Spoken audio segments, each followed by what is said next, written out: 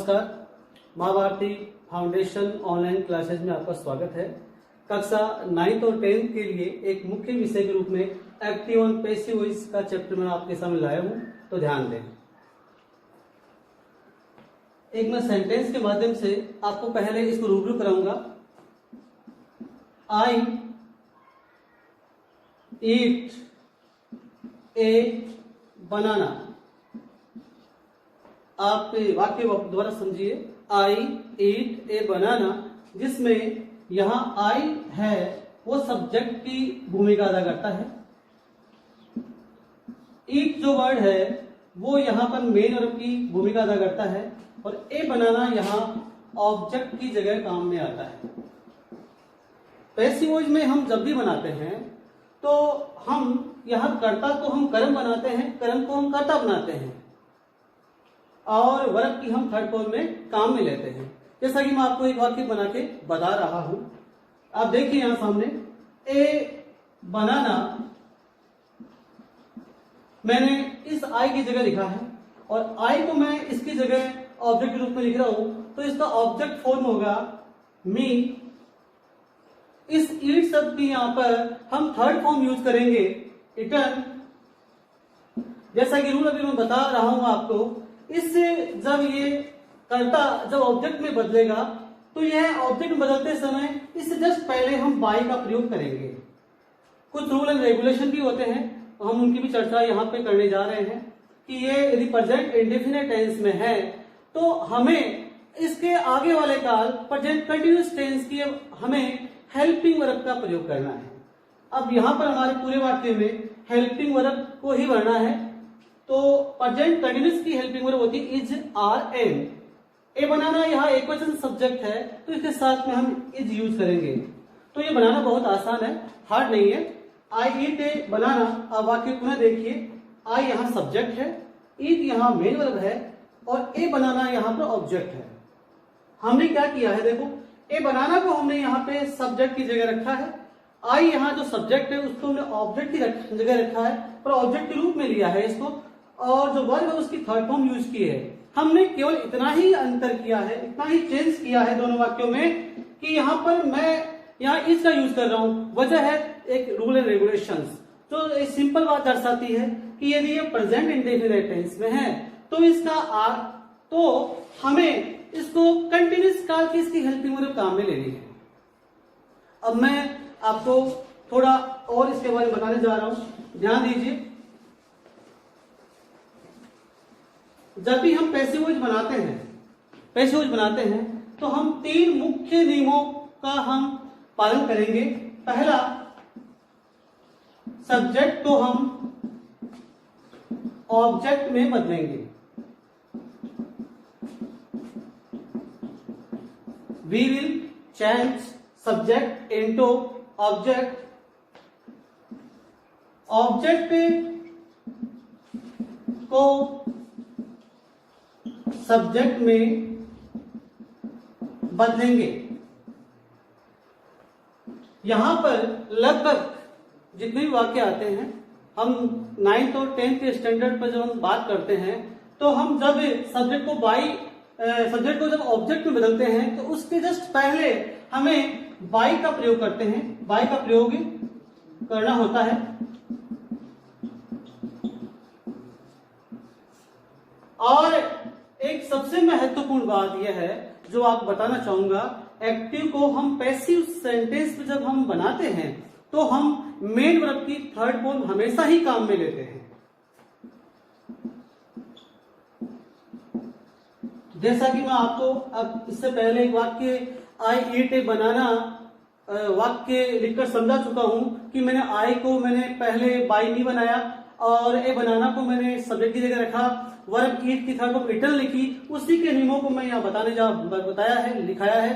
तो आप वापस समझ लीजिए कि उस कर्ता आई को मैंने बनाया है, सब्जेक्ट ऑब्जेक्ट बनाया था और ऑब्जेक्ट जो बनाना था उसको मैंने यहाँ पर सब्जेक्ट बनाया था और वहां मैंने मी के पहले बाय का यूज किया था और वर्ब की मैंने थर्ड फॉर्म की यूज की थी।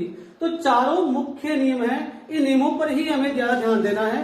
तो मैं अब आपको थोड़ा आगे इसके बारे में विस्तार बताना चाहूंगा। मैं इंडेफिनिट टेंस को सामूहिक रूप से लेने जा रहा हूं, थोड़ा आप ध्यान दीजिए।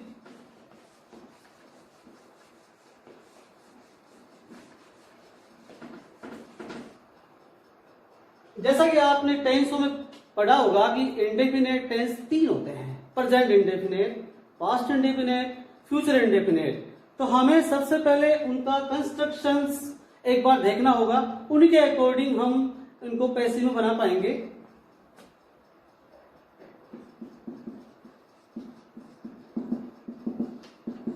इंडेफिनिट टेंस, जनरली हम जब भी किसी टेंस को बनाते हैं तो हम मुख्य रूप से हेल्पिंग वर्ब और मेन वर्ब का सही तारतम्य बैठाते हैं। हेल्पिंग वर्ब के साथ सही सही वर्ब आनी चाहिए, उसी के अनुसार हम टेंस बनाते हैं। तो इंडेफिनिट में जो फॉर्मूला होता है, थोड़ा शॉर्ट में आपको समझ जा रहा हूं, आप ध्यान दीजिए। प्रेजेंट इंडेफिनिट टेंस, जिसमें हम डू डज का यूज करते हैं। जो डू डज यहाँ हेल्पिंग वर्ब कहलाती है, और साथ में हम मेन वर्ब का प्रयोग करते हैं। या कई बार ऐसा होता है कि हम नेगेटिव सब सेंटेंस बनाते हैं, वहां पर हम नोट यूज करते हैं तो जस्ट इनके बाद में आता है। या हम एफर्मेटिव यूज करते हैं तो वहां पर मेन वर्ब की फर्स्ट फॉर्म प्लस एस या ईएस का यूज करते हैं। उनके नियम है, आधार अलग है। आपको दूसरा टेंस बताने जा रहा हूं, ध्यान दीजिए। Past indefinite tense. Past indefinite tense में डिड के साथ में मेन वर्ब की फर्स्ट फॉर्म यूज होती है। जो एफर्मेटिव सेंटेंस में हम इसका प्रयोग नहीं करते। जनरली हम जब एफर्मेटिव में यूज करते हैं तो वहां पर यह मेन वर्ब की सेकंड फॉर्म के रूप में इसका प्रयोग होता है। तीसरा इंडेफिनिट टेंस है, वो है future indefinite tense. Future indefinite tense, इस फ्यूचर इंडेफिनिट में 2 हेल्पिंग वर्ब होती है, सेल और विल। इन सेल और विल के साथ में हम मेन वर्ब की फर्स्ट फॉर्म यूज करते हैं। अब आप ध्यान दीजिए, मैंने आपको पहले इस पैसिव वॉइस बनाते समय कहा था कि सबसे पहले हमें काल की पहचान करनी है कि कौन से काल में है। ये इंडेफिनिट टेंस में है। अब आपको शॉर्ट फॉर्मूला बताने जा रहा हूं, जो बहुत ही सिंपल और आसान तरीका है। वो ये है कि आपको यदि हम वाक्य में ये पाते हैं कि ये इंडेफिनिट टेंस है, तो हमें इसके आगे वाला काल होता है कंटिन्यूस, उस कंटिन्यूस की हेल्पिंग वर्ब ले रही है। एक्टिव वॉइस के रूप में मैंने आपको ये फॉर्मूला लिखा है। अब आपको पैसिव में जब इनको ट्रांसफर करना है तो मैं आपको तरीका बताने जा रहा हूं, आप ध्यान दें। पैसिव में आपको जस्ट इस प्रेजेंट इंडेफिनिट टेंस के आगे वाला काल प्रेजेंट कंटिन्यूस होता है, वहां हम उसकी helping verb is, are, am use करेंगे। पास्ट इंडेफिनिट में जहां आपने did plus first form use की है, अर्थात पास्ट इंडेफिनिट टेंस है, सेकंड फॉर्म यूज की है, उसका आगे का काल पास्ट कंटिन्यूस होता है, हम वहां पर वाज वर्ब का यूज करेंगे, जो पास्ट कंटिन्यूस में हम इसका यूज करते हैं। तीसरा टेंस होता है आपका फ्यूचर इंडेफिनिट, जो सामने लिखा हुआ है, उसका हम पैसिव जो बनाते हैं तो आपके सेल और विल के साथ में केवल आपको बी जोड़ना होता है। अब इन सब में खास बात क्या है कि हम सब जब ये पैसिव वॉइस बनाने जा रहे हैं तो इन सब के साथ में कॉमनली हम मेन वर्ब की थर्ड फॉर्म यूज करेंगे। अर्थात हमारा मुख्य नियम यह आता है कि एक्टिव से पैसिव वॉइस जब भी बनाया जाता है तो वर्ब की थर्ड फॉर्म काम में आती है। अब वापस मैं आपको नियमों को समझा दूं, शॉर्ट में समझा देता हूं कि जब भी हम टेंस को हम पैसिव वॉइस में बनाने जाते हैं, आपको ये लगता है कि ये इंडेफिनिट टेंस में है। वैसे इंडेफिनिट टेंस 3 भागों में होते हैं, present indefinite, past indefinite, future indefinite. तो शॉर्ट फॉर्मूला यही है कि जब भी ये इंडेफिनिट टेंस में होता है तो हमें केवल और केवल इसके आगे वाले काल की हमें हेल्पिंग वर्ब ही यूज करनी है। देखो आप देखिए, यहाँ पे मैंने यहाँ पे इजारम लिखा है, यहाँ वाजबर लिखा है, यहाँ सेल भी लिखा है, साथ में भी जोड़ा है। अब इन्हीं फॉर्मूलाज को मैं आपके सामने वाक्यों के रूप में प्रयोग करने जा रहा हूं, आप ध्यान दें। एक बात पुनः समझा देता हूं कि जब भी हम इंडेफिनिट टेंस को हम पैसिव वॉइस में बनाने जाते हैं तो हमें कंटिन्यूस टेंस की केवल और केवल हेल्पिंग वर्ब ही काम में लेनी है और वर्ड काम में नहीं लेने हैं। अब देखिए मैं वाक्यों के रूप में बताने जा रहा हूं, ध्यान दीजिए।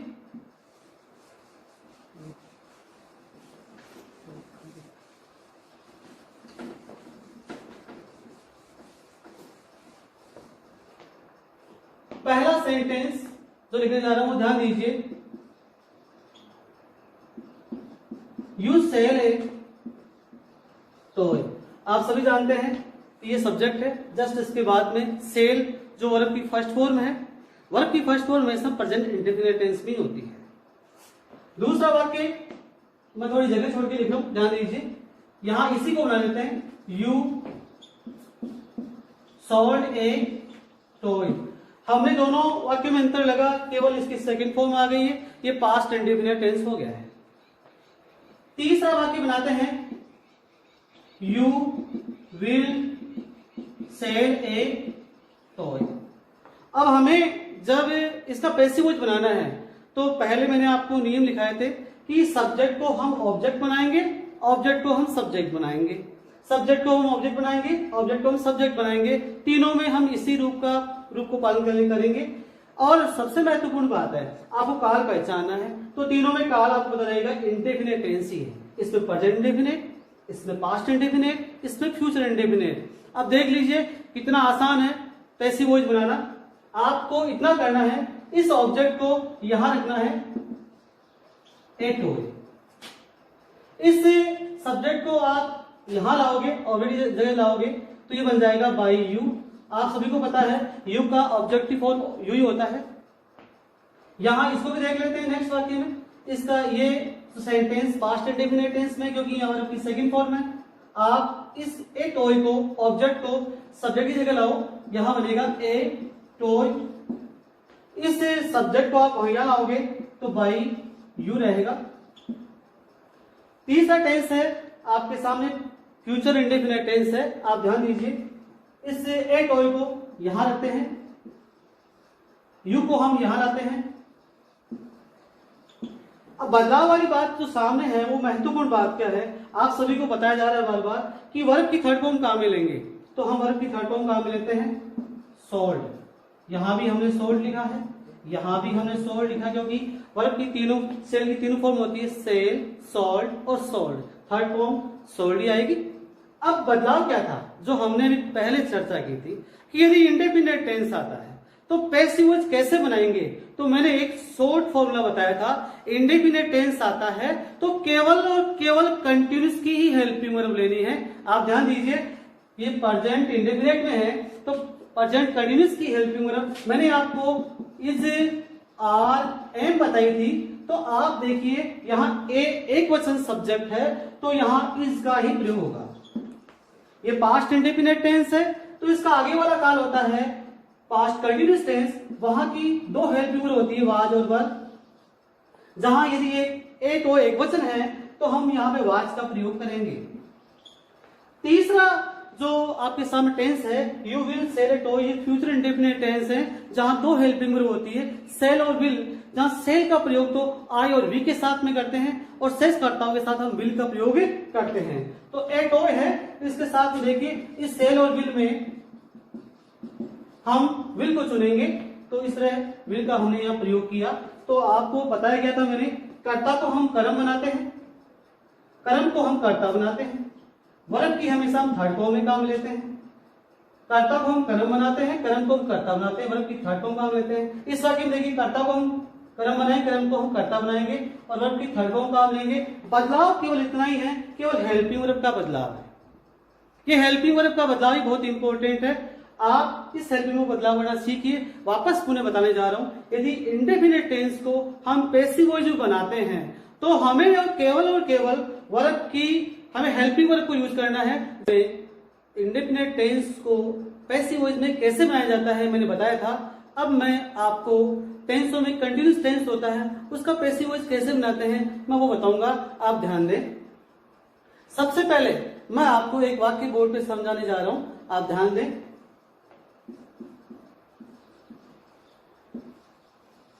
I am eating a banana। आप ध्यान दीजिए, I am eating a banana। इसमें आपको ध्यान देना है, यहां I जो शब्द है वो सब्जेक्ट की जगह भूमिका अदा करता है। तो ये सब्जेक्ट है। एम यहां पर हेल्पिंग वर्ब है। ईटिंग यहां पर मेन वर्ब है और साथ में जुड़ा हुआ है आईएनजी। ए बनाना यहां ऑब्जेक्ट है। जैसा कि मेरे पूर्व वीडियो में मैंने बताया था आपको कि आप सभी को जब भी हम पैसिव वॉइस बनाएंगे तो हमें कर्ता को कर्म बनाना है और कर्म को कर्ता बनाना है। कर्ता को कर्म बनाना है, कर्म को कर्ता बनाना है और मेन वर्ब की थर्ड फॉर्म बनाने हैं। तो मुख्य रूप से देख लीजिए, ईटिंग जो वर्ब है यहां आईएनजी लगा हुआ है, तो इसका मूल रूप होगा ईट प्लस आईएनजी। तो मुख्य हेल्पिंग वर्ब होगी यहाँ पे ईट हुई। अब आईएनजी क्या करना है मैं बताऊंगा, आप सभी ध्यान दें। तो सबसे पहले हम ए बनाना को यहां लिखेंगे, ए बनाना हमने इसको सब्जेक्ट की जगह लिख दिया है। आई को हम लिखेंगे यहां पर ऑब्जेक्ट की जगह बाय मी। वर्ब है ईट, जो मैंने कहा था मूल वर्ब ईट है। ईटिंग को आप तोड़ोगे, ईट प्लस आईएनजी, ईट की थर्ड फॉर्म होती है ईटन, EATEN, ईटन। अब क्या करना है, मैंने पूरे वीडियो में ये बताया था कि इंडेफिनिट टेंस है तो कंटिन्यूस की हेल्पिंग वर्ब लेनी है। ये कंटिन्यूस टेंस है तो इसका क्या करना है वो बताने जा रहा हूं। शॉर्ट में सबसे छोटा रूप यही है कि यदि इंडेफिनिट टेंस है और आपको इंडेफिनिट टेंस है तो उसे पता लगता है कि यहां पर वर्ब की हम कंटिन्यूस टेंस की हेल्पिंग लेते हैं। लेकिन कंटिन्यूस टेंस आता है तो वहां वर्ब दी हुई होती है, साथ में आईएनजी जुड़ा हुआ होता है। तो कैसे यूज करेंगे, पुनः बोलने जा रहा हूं कि इस आईएनजी को हटाकर हम बीइंग जोड़ेंगे। आईएनजी की जगह हम बीइंग यूज करेंगे और हेल्पिंग वर्ब हम इसी काल के यूज करेंगे, इसमें कोई बदलाव नहीं होगा। तो ए बनाना है, आई के साथ तो एम आता है, ए बनाना है तो हम इसका यूज करेंगे, ए बनाना इज, और लगाना आगे है यहाँ पे बीइंग। तो शॉर्ट में नियम रहा, आईएनजी हटाओ और बीइंग लगाओ। कंटिन्यूस टेंस आता है तो आईएनजी हटाओ, बीइंग लगाओ। अब मैं आपको जो कंटिन्यूस टेंसेज है उनके मैं आपको नियम बता रहा हूं, आप ध्यान दें।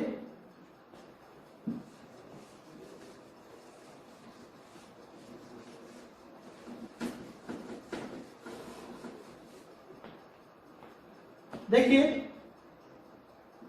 प्रेजेंट कंटिन्यूस टेंस,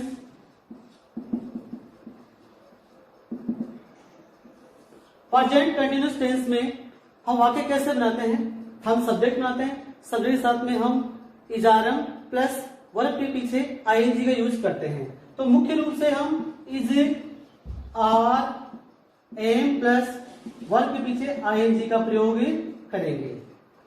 दूसरा कंटिन्यूस टेंस होता है वो है पास्ट कंटिन्यूस टेंस।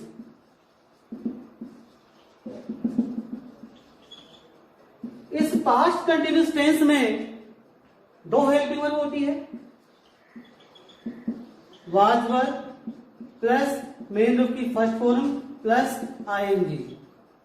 क्योंकि तीसरा काल फ्यूचर इंडेफिनिट टेंस होता है, लेकिन इसका पैसिव वॉइस नहीं बनाया जाता, इसके पैसिव का इसका रूल एंड रेगुलेशन नहीं बनाया जाता, इसका पैसिव नहीं बनता है। तो हम दो कालों पर चर्चा करेंगे, प्रेजेंट कंटिन्यूस टेंस और पास्ट कंटिन्यूस टेंस। आप सभी ध्यान दीजिए कि हम जब किसी काल को बनाते हैं तो helping verb plus main verb का यूज होता है, आपके सामने दी हुई है। अब पैसिव कैसे बनाते हैं वो बताने जा रहा हूं मैं, ध्यान दीजिए। Is, are, am plus main verb की फर्स्ट फॉर्म प्लस आईएनजी, ये एक एक्टिव रूप में है।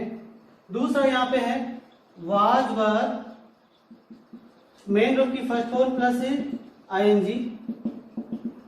इसको पैसिव में कैसे बनाते हैं तो ध्यान दें ये कि यही हेल्पिंग वर्ब काम में आएगी, इज आर एम, यहां वाज वर्ब का वाज वर्ब रहेगा।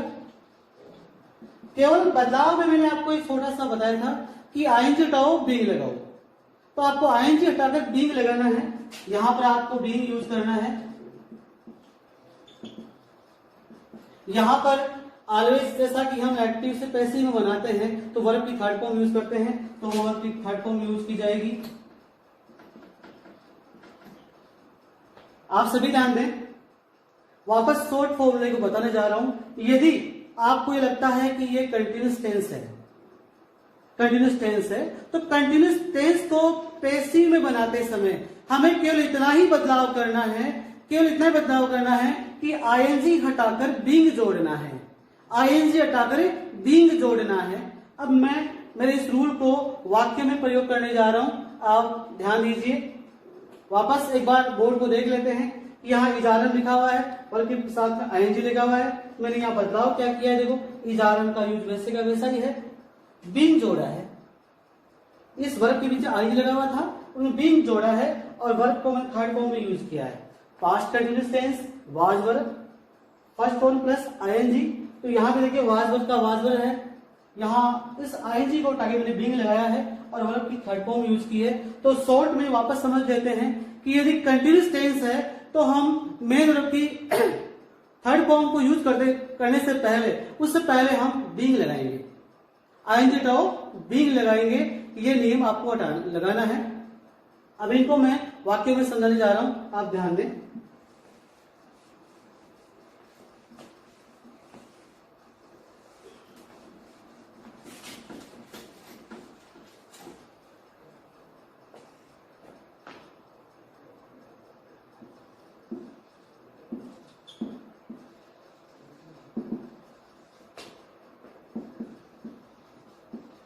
सी इज कॉलिंग राधा, पहला वाक्य है। दूसरा वाक्य, Reema was telling a story. आप सभी ध्यान दें, she is calling a Radha, calling Radha, Reema was telling a story. दोनों वाक्यों में कॉमन बात यह है कि आप यहां देखेंगे कि वर्ब के साथ में आपको आईएनजी जुड़ा हुआ मिलेगा। जब वर्ब के साथ में आईएनजी जुड़ के आता है और किसी काल के रूप में होता है तो आप समझ लीजिए कि पैसिव कैसे बनाना है। तो बनाने से पहले मैं वापस उस नियम को दोहराना चाहता हूं कि कंटिन्यूस टेंस है तो आपको केवल इतना ही करना है, इस आईएनजी को हटाकर बीइंग जोड़ना है, आईएनजी को हटाकर बीइंग जोड़ना है। मैं यही फॉर्मूला बताने जा रहा हूं, आप ध्यान दें। नियमों में करते हैं, इस सब्जेक्ट को हम बनाएंगे ऑब्जेक्ट, तो सी का ऑब्जेक्ट होता है हर, तो यहां यूज करेंगे बाई हर। राधा ऑब्जेक्ट की जगह है, सब्जेक्ट भी ये रहेगी, राधा ही रहेगा। आपको मैंने ये भी कहा था कि कंटिन्यूस टेंस में जो हेल्पिंग वर्ब है वो वही रहेगी, राधा इज। आपको जब आईएनजी हटाना है, बीइंग लगाना है, तो ये समझ लीजिए आईएनजी की यहां जिसके पीछे लगी हुई वर्ब है काल, और काल की तीनों फॉर्म होती है, काल, कार्ड और कार्ड। आपको यहां लगाना है कार्ड, लेकिन मैंने एक बात बताई थी, आईएनजी हटाओ बीइंग लगाओ, वो हम इस हेल्पिंग वर्ब के जस्ट बाद में लगाएंगे। तो यहां इस तरह बनेगा, Radha is being called by her. हमने क्या किया, यहाँ पे इस कर्ता को मैंने बनाया, सब्जेक्ट ऑब्जेक्ट बनाया, बाई हर बना दिया, ऑब्जेक्ट को बना दिया, सब्जेक्ट बना दिया, और हेल्पिंग वर्ब इज थी, इसको इज लिख दिया मैंने। यहाँ आईएनजी को हटा के बीइंग लगा दिया और वर्ब की थर्ड फॉर्म लगा दी है। अगला काल है वो है पास्ट कंटिन्यूस टेंस, उसका भी समझ लेते हैं। इसमें देखिए रीमा यहाँ पे सब्जेक्ट है, ए स्टोरी यहाँ ऑब्जेक्ट है, तो हम इसको यहाँ पे सब्जेक्ट बनाएंगे, इस ऑब्जेक्ट को यहां से उठाना है, यहां रखेंगे, तो ए स्टोरी ये ऑब्जेक्ट है, इसके साथ में हेल्पिंग वर्ब वाज वर्ब है तो वाज ही आएगा। नियम क्या था वो समझ लीजिए, यदि आपको वर्ब के पीछे आईएनजी लगता है, दिखता है, तो आप समझ लीजिए कि ये कंटिन्यूस टेंस है, यहां पे इस आईएनजी को उठाकर बीइंग लगाना है, तो बीइंग हो गया। वर्ब यहाँ पे टेल है तो टेल का बन जाएगा टोल्ड हो जाएगा। और जो सब्जेक्ट यहाँ रीमा है उसको जब हम एक्टिव में सॉरी पैसिव रूप में बनाएंगे तो हम यहाँ पे यूज करेंगे बाय रीमा। तो बहुत ही आसान है बनाना कंटिन्यूस टेंस को पैसिव वॉइस में। हमें शॉर्ट में नियम इतना याद रखना है कि यदि ये कंटिन्यूस टेंस में है तो शॉर्ट में नियम याद रखें, आईएनजी टू बीइंग लगाओ। एक वाक्य और देख लेते हैं।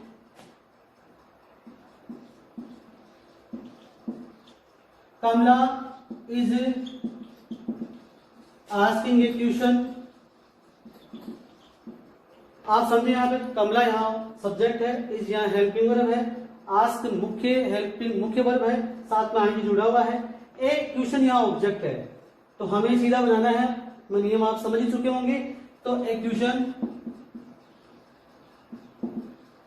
हेल्पिंग वर्ब जाएगा, यहाँ पे आईएनजी उठा के लगाना है बीइंग।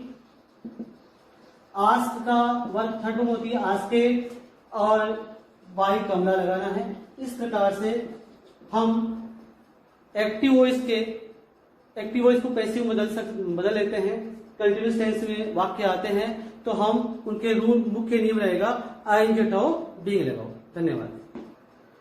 हाँ, हम आगे परफेक्ट टेंसों के इससे पहले हमने प्रेजेंट, इंडेफिनिट, कंटिन्यूस इन सब के बना लिए हैं। अब हम परफेक्ट टेंसों के हम पैसिव वॉइस बनाना सीखेंगे। आप सभी ध्यान दें। परफेक्ट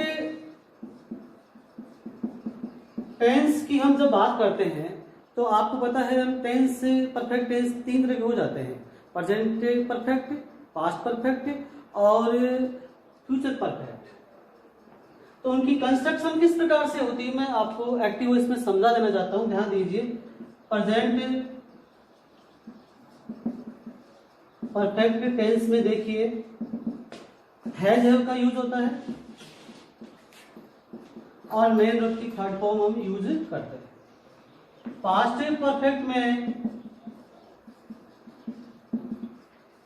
हम यहाँ हैड का यूज करते हैं और वर्ब की थर्ड फॉर्म काम में आती है। फ्यूचर परफेक्ट में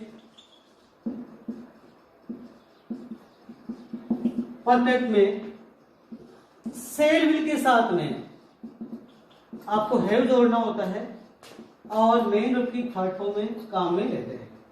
तो ये तो इनका एक एक्टिव रूपांतरण है। अब इसको पैसिव में कैसे बनाना है तो मैं बताने के साथ साथ शॉर्ट में पहले बता देता हूं ताकि आप ये बनाना आसान रहे कि आपको जब भी लगे कि हम परफेक्ट टेंसों के पैसिव वॉइस बनाने जा रहे हैं तो आपको देखना है कि वहां हैज, हैव, हैड दिख रहा है, हैज, हैड दिख रहा है तो केवल पैसिव वॉइस बनाते समय बीन जोड़ना है। बीन जोड़कर ही पैसिव वॉइस बनाया जा सकता है। और पूर्व के नियम है कर्ता को कर्म बनाना, कर्म को कर्ता बनाना, वर्ब की थर्ड फॉर्म यूज करना, बाय का प्रयोग करना, वो पूर्ववत रहेंगे।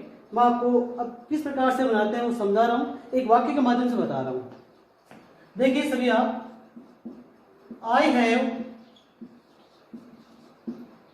हैव टोल्ड ए स्टोरी, आपके सामने एक वाक्य है। मैंने भी आपको कहा है कि आपको हैज, हैव, हैड देखना है। इतना नॉलेज तो होना चाहिए कि हैज, हैव, हैड देखना है। हैज, हैव, हैड है तो पैसिव वॉइस में बीन जोड़ना है। जैसा कि नियम होता है कर्ता को हम कर्म बनाएं, कर्म को कर्ता बनाएंगे, वो नियम है। तो यहाँ ए स्टोरी यहाँ लिखे, ए स्टोरी आपके सामने आई के साथ में हैव आता है तो ए स्टोरी के साथ में हैज आएगा, हैज।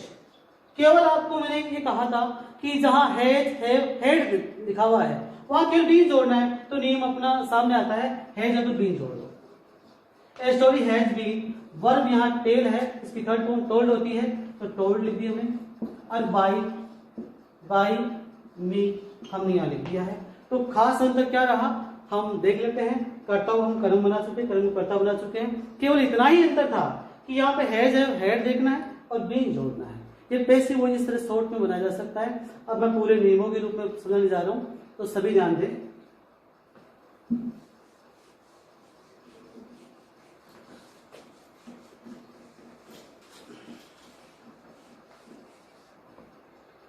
पहला परफेक्ट टेंस हम प्रेजेंट से लेंगे जहां पर हैज होगा और वर्ब की थर्ड फॉर्म यूज करनी है। दूसरा पास्ट परफेक्ट टेंस होगा जिसमें हैड प्लस वर्ब की थर्ड फॉर्म होगी। तीसरा परफेक्ट टेंस हम फ्यूचर से लेंगे, फ्यूचर परफेक्ट होगा जहां पर सेल विल के साथ में हैव जोड़ना है और वर्ब की थर्ड फॉर्म यूज करनी है। अब देख लीजिए, मैंने जो पहले बताया था आपको भी कि आपको हैज हैव हैड, यहाँ हैज है, यहाँ हैड है, यहाँ हैव है, और आपको लगता है कि परफेक्ट टेंस में है, पैसिव वॉइस बनाना है, तो हम क्या करेंगे, केवल बीन जोड़ना है। देखिए आप सभी किस प्रकार से बनाते हैं। हम यहाँ पे वही हैज लिखने जा रहे हैं, वही हैड लिखने जा रहे हैं, वही सेल और विल के साथ में है लिखने जा रहे हैं। हमने कोई बदलाव नहीं किया है, केवल जोड़ना है। और जोड़ना क्या है, तीनों के साथ में कहीं पर भी यूज करना हो तो बीन जोड़ना है। अर्थात has have been, had been, shall will have been, और वर्ब की थर्ड फॉर्म यूज करेंगे, वर्ब की थर्ड फॉर्म यूज करेंगे।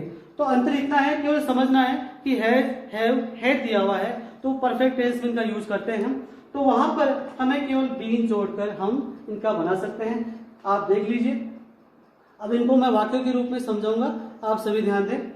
वापस समझ लीजिए कि जहां पर भी आपको वाक्य में हैज हैव हैड नजर आता है तो पैसिव वॉइस बनाते समय हमें वहां केवल बीन जोड़ना है। बीन जोड़कर हम पैसिव वॉइस बना सकते हैं। देखिए,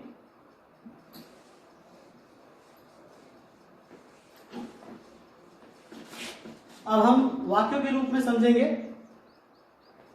पहला वाक्य देखिए,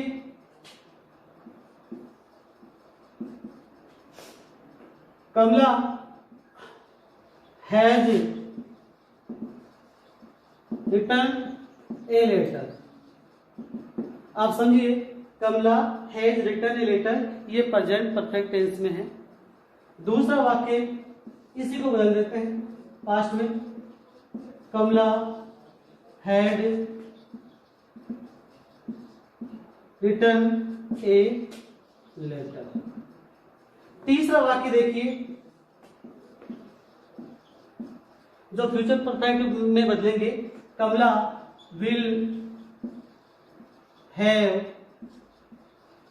return a letter. Passive voice बनाना बहुत आसान है, बस शॉर्ट नियमों का पालन करना है जो मैंने पहले बताया था, उन्हें रिपीट करने जा रहा हूं कि आपको हैज, हैव, हैड कहीं भी नजर आ जाते हैं वाक्य में और पैसिव वॉइस बनाना है तो आपको केवल बीन जोड़ना है। बीन जोड़ के बनाएंगे। देखना है, कमला यहां जो लिखा हुआ है आपको नियमों को पता है कि कमला को क्या करेंगे, यहाँ पे बाई कमला के रूप में लिखना है। ए लेटर यहाँ ऑब्जेक्ट है तो हम इसको सब्जेक्ट लिखेंगे, यहाँ पे के रूप में लिखेंगे a letter. Verb third form दी हुई है तो बनाने की जरूरत नहीं है, आप इसको उतार सकते हैं। रिटर्न सभी में इस तरह फॉर्मूला बनेगा, सभी वाक्य एक जैसे ही है, केवल अंतर यहाँ हेल्पिंग वर्ब का है। देखिए यहाँ पे ए लेटर मैंने यहाँ भी लिखा, यहां मैंने बाई कमला लगाया, मैंने फिर भी यहां देखो ए लेटर में यहां भी लिख रहा हूं, यहां मैं बाई कमला लिख रहा हूं। वर्ब की थर्ड को मैंने यहां लिखी है, मैं यहां भी लिख देता हूं, यहां भी लिख दी जाती है। अब वापस उसी नियम में आते हैं कि हैज, हैव, हैड दिया हुआ है तो केवल बीन जोड़ना है। लेटर यहाँ एक वचन है तो हम हैज यूज करेंगे, हैज बीन हो जाएगा। यहाँ पे लेटर यह है पास्ट परफेक्ट में है, वहां एक ही हेल्पिंग वर्ब होती है तो बनेगा हैड बीन बनेगा। यहाँ पर सेल विल के साथ में है, लेटर है तो ये एक वचन है और लेटर के साथ में विल का यूज होता है तो विल हैव होता है। तो आप अंतर देख लीजिए, मैंने केवल इनका यूज किया है, मैंने जो कहा है वही यूज किया है कि जहां भी आपको हैज, हैव, हैड नजर आ जाए वहां बीन जोड़कर हम पैसिव वॉइस बना सकते हैं। धन्यवाद। हमें आगामी वीडियो के लिए लाइक और सब्सक्राइब करते रहिए। धन्यवाद।